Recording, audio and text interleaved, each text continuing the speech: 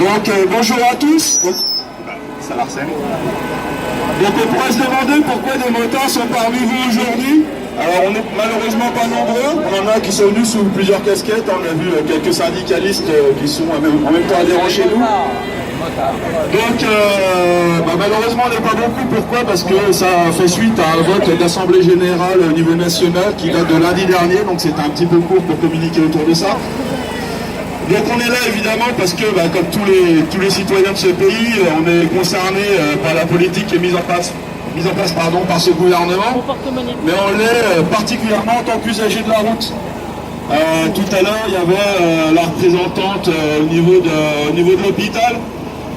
Évidemment, quand partout en France, on commence à fermer des services d'urgence, et que d'ailleurs on nous parle de sécurité routière, oui, il y a la sécurité routière, mais quand on a des accidents de la route au fin fond du Morvan, le temps qu'on soit rapatrié à l'hôpital d'Auxerre, on aura le temps de mourir 10 fois sur la route. On constate aussi sur l'entretien des routes, que ce soit les routes communales, départementales ou nationales, les services publics sont à l'agonie. En 5 ans, la France est passée du numéro 1 mondial sur l'état de son réseau routier. On est descendu à la 8e place en 5 ans. D'année en année, les recettes des amendes explosent.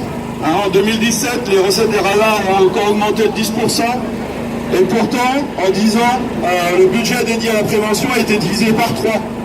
On se retrouve avec des établissements scolaires qui ne sont plus en mesure d'organiser des opérations de prévention auprès des élèves parce qu'ils n'ont pas de budget pour ça. On constate aussi, comme partout, depuis tout à l'heure, on parle de privatisation. Les sociétés d'autoroutes qui se gavent toujours plus. Quand on nous parle d'une inflation à 0,5%, à 1%, pourtant les sociétés d'autoroutes, tous les ans, c'est 2-3% d'augmentation des péages.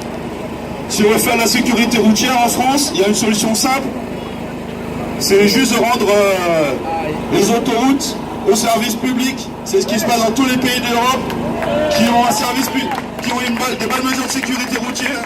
Les autoroutes sont gratuites. En France, il ne faut pas s'étonner qu'on ait des accidents sur les routes secondaires, celles qu'on veut passer à 80 km/h. Il y a beaucoup d'accidents sur le réseau secondaire.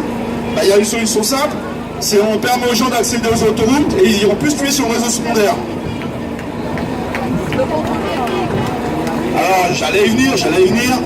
On nous parle, on voit tout le temps, un peu partout, on l'a vu avec l'histoire, les représentants de la SNCF avec on transfère, on supprime des trains, on remplace ça par des bus qui répondent à des intérêts économiques d'entreprises privées.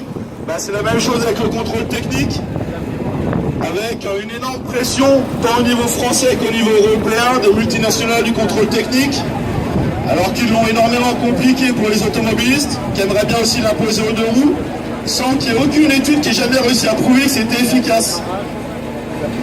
On va se retrouver avec une véritable casse sociale. Tous les gens qui n'ont pas les moyens de changer leur véhicule ne pourront plus circuler. La casse sociale, on la retrouve aussi avec les zones de circulation restreinte qui se mettent en place dans les villes partout en France. Tous les gens qui ne peuvent pas s'acheter le véhicule récent ne pourront plus rentrer dans les villes. Et vu que ce n'est pas avec les trains qu'ils vont pouvoir y rentrer, plus de véhicules individuels et plus de véhicules collectifs non plus. Et c'est pareil à tous les niveaux. Quand on parle de privatisation, on peut penser aussi à la privatisation des radars embarqués. On prévoit déjà que le nombre de PV il va passer de 2 millions à 12 millions de PV rien que par les radars automatiques embarqués. Avec les 80 km/h, on prévoit 500 millions d'euros de recettes en plus. Donc là, sur les amendes pour les usagers de la route, on est déjà à 2 milliards. On va passer, nous on estime, entre le passage de limitation à 80 et la privation des radars automatiques, en année pleine, on sera à peu près à 3 milliards d'euros. Et pourtant, on vous l'a dit, cet argent, il ne sert toujours pas à la sécurité routière, puisque la Cour des comptes l'a relevé. L'argent, il part pour désendetter l'État, soi-disant. Bon, ça, on ne voit pas trop l'effet à chaque fois. Il sert soi-disant pour la sécurité routière, sauf que la sécurité routière, on l'a dit, le budget a été divisé par 3. Il sert surtout pour les campagnes de communication de la DSCR qui veulent nous faire avaler ses couleurs. Et enfin, je terminerai parce qu'il y a un point commun à toutes nos luttes aujourd'hui, c'est qu'à chaque fois, il y a des concertations qui sont mises en place, mais on rentre, on discute, et quand on sort de la concertation, il n'y a absolument rien qui a bougé. À chaque fois, on vient avec les arguments, quels que soient nos domaines respectifs.